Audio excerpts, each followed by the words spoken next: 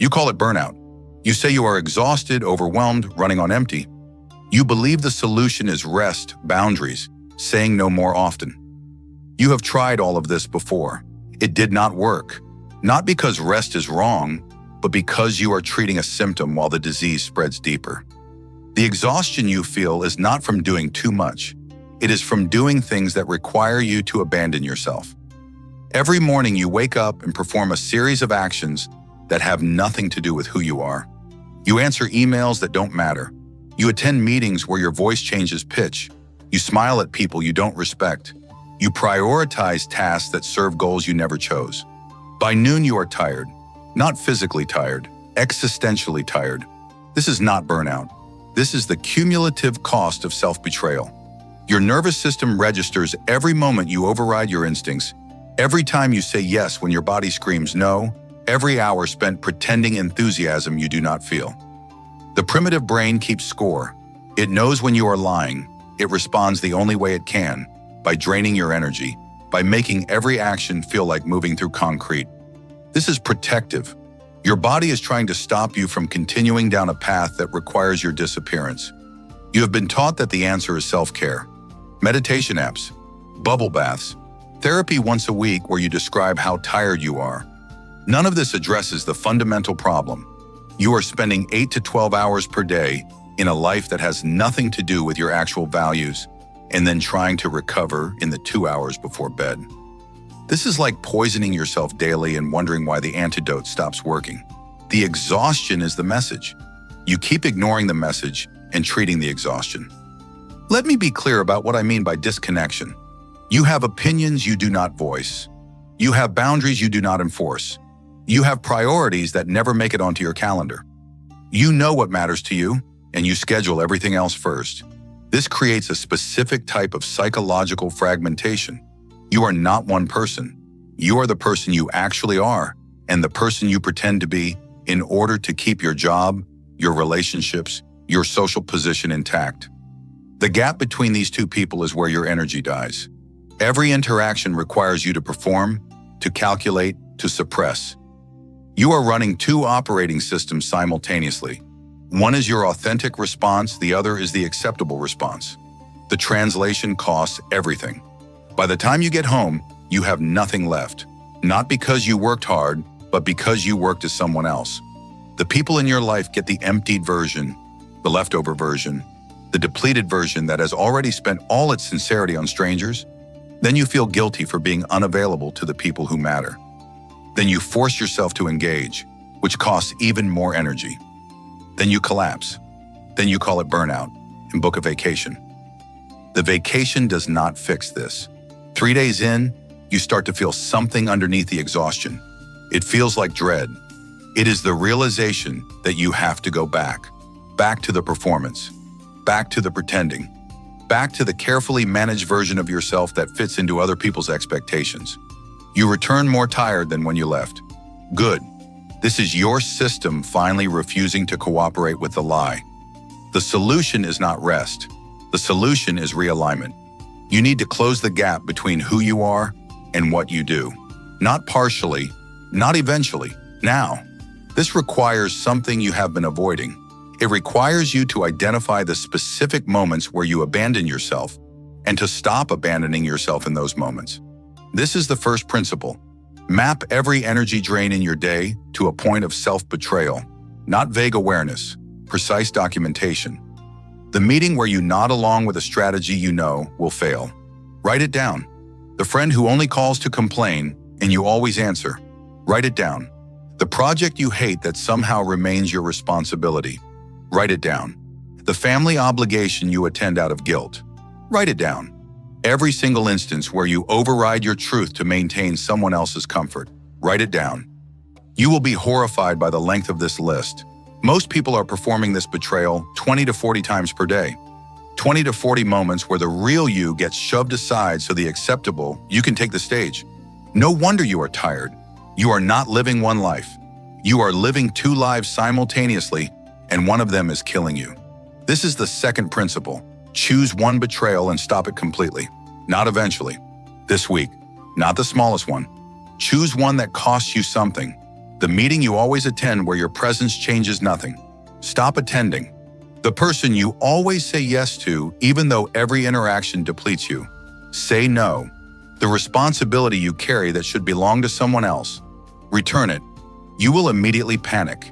Your brain will generate 17 reasons why this is impossible, why this one thing is the exception, why you cannot possibly stop. Ignore this completely. Your brain is addicted to the performance. It has built entire neural pathways around the idea that your survival depends on pleasing others, on being agreeable, on never causing discomfort. These pathways are outdated. They were built when social rejection meant death. You live in a different world now. Saying no will not kill you, but continuing to say yes is killing you slowly. When you eliminate one betrayal, something shifts. You recover energy you did not know you had lost. Not because you are resting more, but because you are leaking less. The exhaustion was never about how much you were doing. It was about how much of yourself you were sacrificing to do it. This is the third principle. Reconnect to your body's signals before they become emergencies. Your body has been trying to communicate with you for months. Tightness in your chest during certain conversations. Nausea before certain obligations. The sudden, desperate need to scroll your phone when you should be present. You have learned to override all of this. You drink coffee to suppress fatigue. You take medication to manage the anxiety. You numb yourself with screens to avoid feeling the dread. Stop managing the symptoms. Start listening to the signals. Your body knows which environments are toxic before your mind admits it. Your body recognizes inauthenticity immediately. Your nervous system responds to misalignment faster than your thoughts. The tightness, the nausea, the compulsive distraction, these are not problems to solve. They are information to respect. When your body contracts, it is telling you that you are in a situation that requires you to be someone you are not. Listen, not later, in the moment. When your shoulders tense during a phone call, that call is costing you. When your jaw clenches in a particular person's presence, that relationship is extracting more than it gives.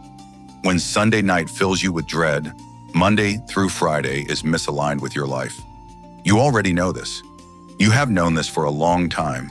You have simply been pretending you don't know, because knowing requires action, and action requires risk. The risk feels enormous. It feels like you might lose your job, your relationships, your reputation. Let me tell you what you are actually losing by not taking that risk. You. This is the fourth principle. Build your day around your actual priorities, not your inherited obligations. You have a list of things that matter to you. Time with specific people, work that aligns with your values, creativity, movement, solitude. None of these things are prioritized in your calendar.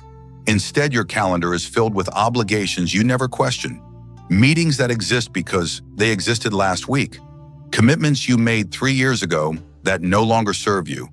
Responsibilities you assume because no one else would, and now they define you. This is not a life. This is a list of tasks designed by other people. You need to invert this completely. Start with the non-negotiables, the things that, if removed, would make your life feel hollow.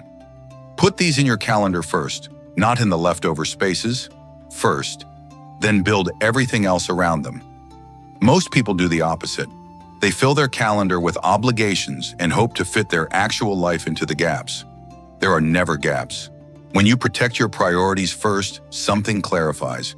You see exactly how much of your time has been stolen by things that do not matter.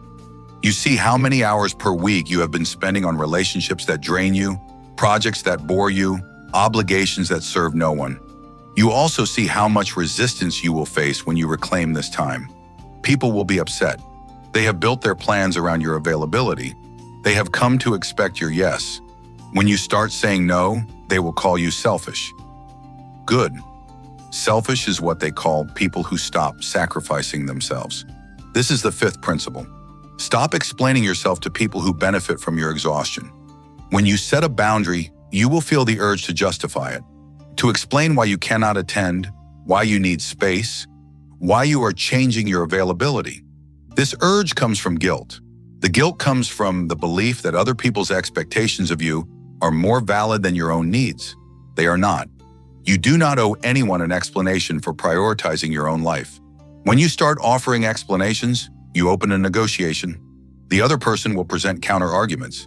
They will explain why your boundary is inconvenient, why this one time is different, why you should make an exception. If you defend your boundary, you have already lost. Boundaries that require defense are not boundaries. They are requests for permission. State the boundary once. Do not elaborate. Do not justify. The people who respect you will adjust. The people who do not respect you will pressure you to return to the version of yourself that served them better. Let them pressure you. Let them call you distant, difficult, changed. They are correct. You have changed. You have stopped volunteering for your own erasure. This is the sixth principle. Understand that reconnection is uncomfortable and that discomfort is not a sign of wrongness. When you start living in alignment with yourself, you will feel exposed. You will feel selfish. You will feel like you are failing people who counted on you. This discomfort is not evidence that you are making a mistake. It is evidence that you are breaking a pattern. Your nervous system has been trained to equate self-abandonment with safety. For years, possibly decades, you have received positive reinforcement for ignoring your needs. You were praised for being accommodating, for being reliable, for never causing problems. Your brain learned that disappearing is how you stay safe. Now you are doing the opposite. You are becoming visible. You are taking up space. You are insisting that your life belongs to you. Your nervous system will panic. It will generate anxiety, guilt, fear of rejection. It will tell you that you are being unreasonable, that you are hurting people, that you should go back to how things were. This is not truth. This is pattern protection. Your brain is trying to return you to a familiar state, even though that state was killing you. Sit with the discomfort. Do not obey it. The discomfort will pass. The alignment will remain. This is the seventh principle. Recognize that energy is not something you find. It is something you stop losing. You have been searching for energy in all the wrong places. Better sleep, different diet, supplements, exercise routines. These things help, but they do not address the core problem. You are hemorrhaging energy through 1,000 small lacerations. Every time you bite your tongue, energy leaves. Every time you force a smile, energy leaves. Every time you do something you hate for someone you don't respect, energy leaves. You cannot supplement your way out of self-betrayal. The only solution is to stop the bleeding. When you eliminate the energy drains, when you stop performing, when you close the gap between who you are and what you do, you will be shocked by how much vitality returns. Not because you rested more, because you leaked less. The exhaustion you feel right now is optional. It is the direct result of choices you are making every single day. You can unmake those choices, but you have to be willing to disappoint people. You have to be willing to be called selfish. You have to be willing to let relationships end that only existed because you made yourself small. Most people are not willing, they stay exhausted. They call it burnout. They manage it with vacations and therapy and self-care routines. They never address the fact that they are living someone else's life. You are not burned out. You are disconnected from yourself. And the reconnection will not be comfortable. It will be confronting. It will require you to admit how much of your life has been built on compliance rather than choice. It will require you to dismantle structures you have spent years building. It will require you to become the person others call difficult. Let them. While they stay comfortable in their exhaustion, you will recover the energy that has always been yours. While they continue to fragment themselves across a dozen different performances, you will become singular. While they wonder why rest never works, you will understand that the problem was never the doing. It was the pretending. Stop pretending. Stop performing. Stop abandoning yourself 40 times a day and wondering why you feel empty. The path back to yourself is not complicated. It simply requires you to stop leaving.